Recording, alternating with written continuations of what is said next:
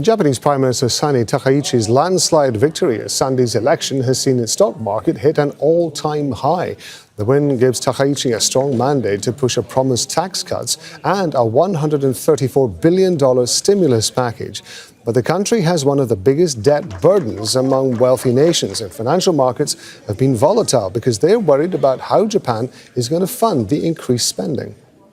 I do support the Liberal Democratic Party, but I do have some concerns about them winning too much. For the government going forward, I hope they tighten their discipline, don't get complacent, and run the administration without any looseness. Her popularity was part of it, but I think the bigger reason is that people opposed this centrist party that was created so suddenly.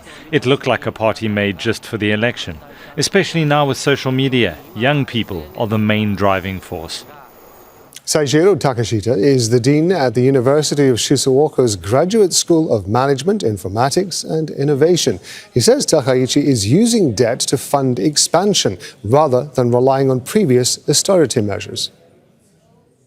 She took the methodology of expanding, the fiscal policy. And unlike the mistakes that were made by ECB, which went for austerity measures to reduce the debt, I think it's quite clear that she's going for expansion and therefore increasing the tax revenues, which have been record high, and basically reviving the economy first.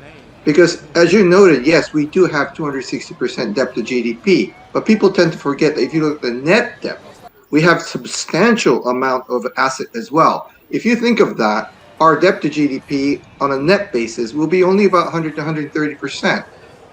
So, yes, it's not something that we should sit on a couch and forget about. But, this negative debt side is being excessively, I think, announced. And we tend to forget that we should look for growth first, not going for austerity measures just because we have a high level of debt.